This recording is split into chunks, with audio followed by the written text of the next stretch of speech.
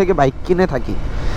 Rampura showroom, Mirpur showroom, নানান ধরনের showroom থেকে আমরা বাইক কিনে থাকি সেকেন্ড হ্যান্ড বাইক। আমি আপনাকে গ্যারান্টি দিয়ে বলতে পারি 1 সপ্তাহের ভিতরে সে কখনোই আপনার নাম ট্রান্সফার করে দিবে না, কারণ তার কাছে ফার্স্ট মালিক নাই। থেকে তাদের পিছনে ঘুরতে ঘুরতে ঘুরতে ঘুরতে আর ফোন দিতে দিতে ভাই আমি টোটালি ফেড আপ হয়ে গেছি। টাকা খাওয়াইতে হবে আপনাকে, ট্রাফিকে টাকা খাওয়াইতে হবে, তারপরে তো আরো নানান ভেজাল ভক্কর চক্কর আছে। 6,500 টাকা সে আপনার কাছ থেকে টাকা হাতায় নিচ্ছে। 10,000 টাকা কেন লাগবে নাম ট্রান্সফারে? আমার কি জন্য দিতে হবে আমাকে সেটা বলেন। আপনার ব্যাংক ড্রাফট কত? পরে উনাকে আমি এটা আজকে অনেক দিন পরে নতুন কোনো ভিডিও নিয়ে আপনাদের সামনে চলে আসছি। তো আজকে যে বিষয় নিয়ে কথা বলবো সেটা হচ্ছে গাড়ি কেনা অথবা বেচা, এই বিষয়টা নিয়ে। তো আজকে আমার একটা তিক্ত অভিজ্ঞতা শেয়ার করব আজকে আপনাদের সাথে। আর সব থেকে বড় কথা হচ্ছে যে আমি বাইক চেঞ্জ করছি, এটা অনেকেই জানেন না অথবা জানেন এমন ভাবেই আসলে, কারণ আমি নিজে থেকে বলি নাই যে আমি বাইক চেঞ্জ করছি। আর আপনাদের সাথে আমার ব্লগেও আসা হয়নি। যাই হোক, এখন কথা হচ্ছে আমি বাইক চেঞ্জ করছি হচ্ছে ডিসেম্বরের 24 তারিখে। তো আমার বাইকটা আমি কিনছিলাম হচ্ছে সেকেন্ড হ্যান্ড একটা বাইক। আর সেকেন্ড হ্যান্ড বাইকটা আমি কিনছিলাম যার কাছ থেকে মূল মানে কাহিনীটা শুরু হচ্ছে মানে হইতেছে ওই জায়গা থেকেই। হ্যাঁ, যে আমি যার কাছ থেকে বাইকটা কিনছি সে কিনছে আবার একটা শোরুম থেকে বলতে আমরা অনেকেই আছি যে বিভিন্ন ধরনের শোরুম থেকে বাইক কিনে থাকি। রামপুরা শোরুম, মিরপুর শোরুম, নানান ধরনের শোরুম থেকে আমরা বাইক কিনে থাকি সেকেন্ড হ্যান্ড বাইক। আচ্ছা, এখন আমাদের প্রবলেমটা কি হয়? এই যে সেকেন্ড হ্যান্ড বাইকে আমরা দাম দিলাম 50, দাম দিলাম 45, 70, 80, 1 লাখ, 1.5 লাখ, 2 লাখ টাকা দামের বাইক আপনারা এত কমে পাচ্ছেন। ঠিক আছে, ওকে ভাই, নিতেছেন, কোনো সমস্যা নেই। কিন্তু এই জিনিসটা 100% আমার মতে ইনশিওর করে নেওয়া উচিত আপনাদের, যে এই বাইকটার নাম ট্রান্সফার আপনি কবে পাচ্ছেন। তারা বলে দিবে যে ভাই কোনো সমস্যা নেই, আমরা 1 সপ্তাহের ভিতরে আপনাকে নাম ট্রান্সফার করে দিব। আমি আপনাকে গ্যারান্টি দিয়ে বলতে পারি 1 সপ্তাহের ভিতরে সে কখনোই আপনার নাম ট্রান্সফার করে দিবে না, কারণ তার কাছে ফার্স্ট মালিক নাই। হ্যাঁ, তো ঘটনাটা আমার সাথে যেভাবে ঘটছে আমি সেটা আপনাদেরকে বলি। সেটা হচ্ছে আমার সাথে ঘটছে হচ্ছে আমি যার কাছ থেকে বাইকটা নিছি সে আমাকে বলছে যে ভাই আমি শোরুম থেকে নিছি, শোরুম থেকে টাকা জমা দিলে 2 দিনের ভিতরে তারা আপনাকে করে দিবে। ওকে, ঠিক আছে, আমি তার সাথে ওইভাবেই ডিট করছি যে ভাই আপনি শোরুম থেকে আমাকে নাম ট্রান্সফার করায় দিবেন। তো কোনো সমস্যা নাই, আমি গাড়ি নিয়ে ফেলছি। ওই সময় গাড়ির একটা মামলা চলতেছিল, আমি অলরেডি আপনাদের সাথে শেয়ার করছি বিষয়টা, যে ক্যান্টনমেন্টের ভিতরে একটা মামলা নিয়ে একটা ভিডিও পোস্ট করছিলাম। ওইটা হচ্ছে যেদিন আমি বাইকটা কিনি এর দিনের বেলার মামলা আর কি। তো ওই মামলার কারণে আমি নাম ট্রান্সফারটা হয়তোবা তখন আমার পক্ষে পসিবল হয় নাই। তো আমার মামলার ডেটটা ভাঙাতে হয়েছিল 9 তারিখে। তো আমার 9 তারিখের পরেই হচ্ছে আমার মামলা ভাঙাতে হওয়ার কারণে হচ্ছে আপনার নাম ট্রান্সফারটা 9 তারিখের আগে কখনোই সম্ভব ছিল না। যাই হোক, তো আমি কি করছি যে 9 তারিখে যেই শোরুমে ফুল টাকাটা পে করে দিছি যে ভাইয়া আমার নাম ট্রান্সফার আপনি 2 দিনের ভিতরে ফেলেন, আই মিন 12 তারিখ, 11-12 তারিখের ভিতরে আমার কাজটা কমপ্লিট করে দেন।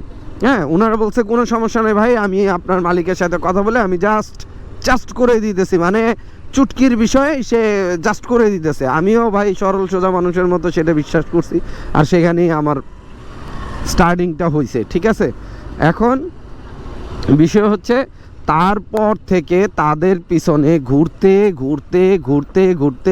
আর ফোন দিতে ভাই আমি টোটালি ফেড আপ হয়ে গেছি। কালকে আমাকে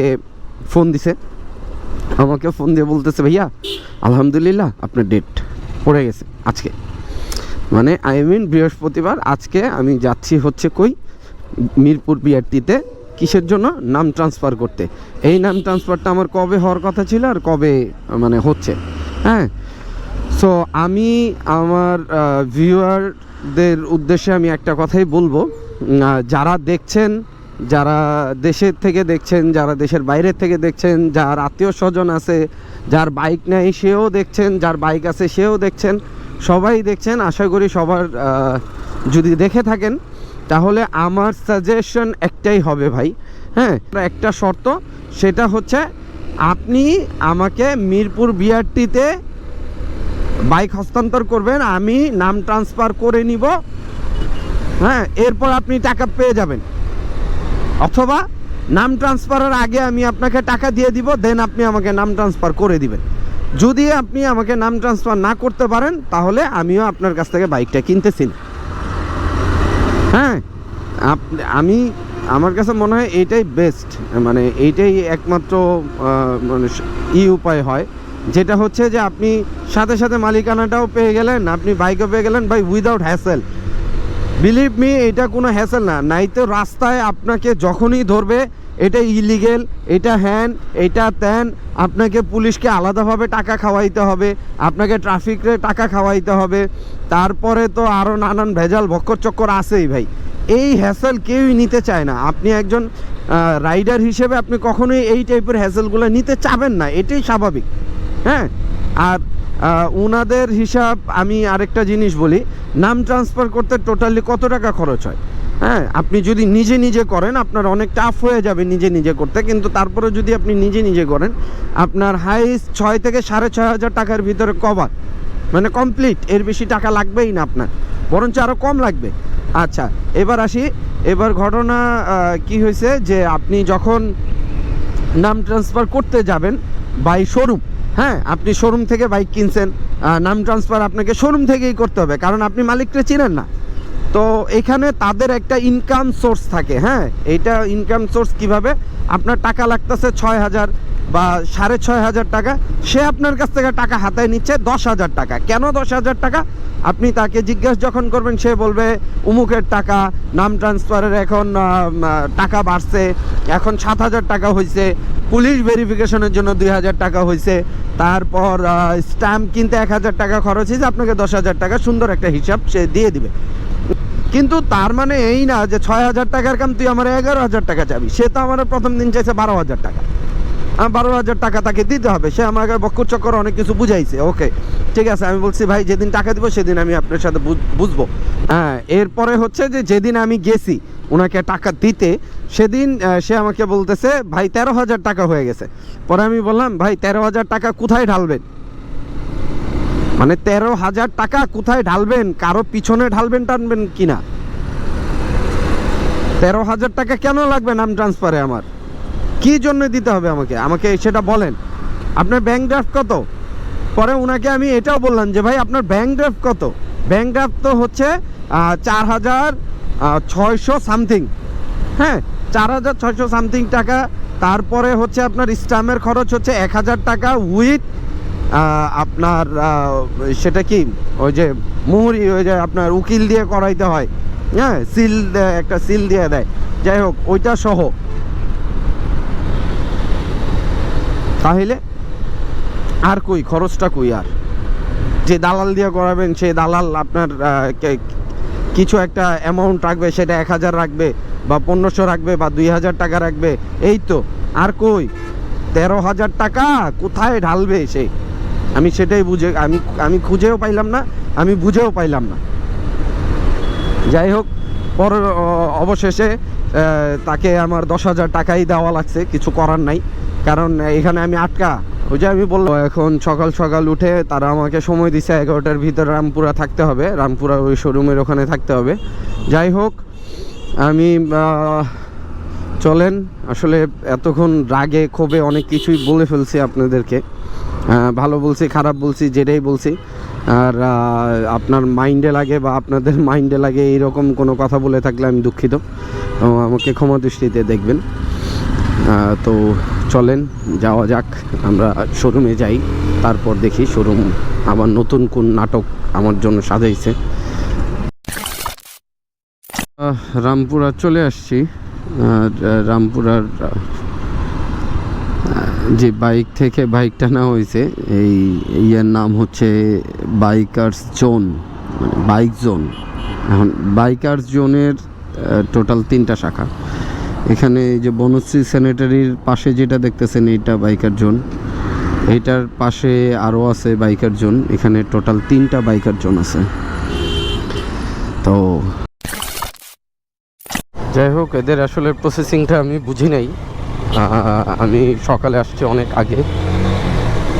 তারপরে হচ্ছে যে এরা আমার কাছ থেকে কাগজপাতিগুলো সব নিয়ে কোথায় গেল, এরা হচ্ছে বাইরে থেকে সব কিছু ডিপোজিট যা আছে ব্যাংক জমা এগুলো করে দিয়ে দেন ফাইল রেডি করে দিয়ে আমাকে এখন বলতেছে যে ভাই আপনি এখনই দ্রুত চলে যান মিরপুর বিআরটিতে, তারপরে ওখান থেকেই আপনি করে ফেলতে পারবেন। আচ্ছা ঠিক আছে, আমি বুঝলাম। তো এই কাজটা তো আমাকে এই 1টা-1.5টা বাজে জ্যামের টাইমটাতে না ছেড়ে তাদের উচিত ছিল হচ্ছে যে ফার্স্ট টাইমেই মিরপুর চলে যাওয়া, দেন ওখান থেকে কাজটা কমপ্লিট করা। কিন্তু সেটা না করে তারা তো করলো অন্য কাজ। আমি এটার আগা মাথাটা বুঝলাম না, যদিও বা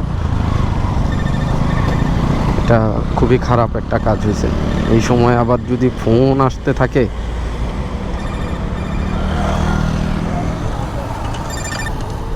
শোরুমের গাড়ি যখন কেনা হয় আসলে এত বিভ্রান্তি জানলে আমি কখনোই এই পদক্ষেপটা নিতাম না।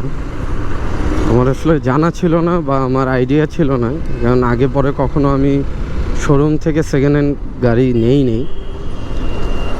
সমস্যার সমাচার, আজকে আর নাম ট্রান্সফার করা পসিবল হয় নাই। এখন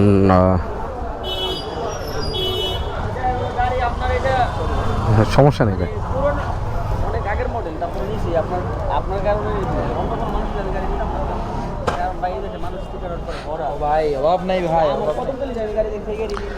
যাই হোক যেটা বলতেছিলাম, আজকে আর নাম ট্রান্সফার করা সম্ভব না। কেন সম্ভব না, কী কারণে সম্ভব না, কী জন্য হয় নাই, এইটা ইনশাল্লাহ আপনাদের সাথে আসলে খোলাসা করব, অবশ্যই খোলাসা করব। 1 নাম্বার না 2 নাম্বার দিয়ে, আচ্ছা এটা দিয়ে, এইটা অবশ্যই খোলাসা করব। আর কেন হয় নাই, কী কারণে হয় নাই সেটা আমি আপনাদেরকে পরেই জানাবো। কেন জানাবো, কারণ হচ্ছে যে ইনশাল্লাহ আপনারা অপেক্ষায় থাকবেন। আমি এটাকে আরও বেশি সুন্দর করে এক্সপ্লোর করার ট্রাই করব। আর শোরুম ব্যবসায়ীদের কাছ থেকে গাড়ি কেনা আর আশা করি না। ঠিক আছে, তো আল্লাহ হাফেজ, সবাই ভালো থাকবেন, সুস্থ থাকবেন, আমার পাশে থাকবেন। Tata, bye bye.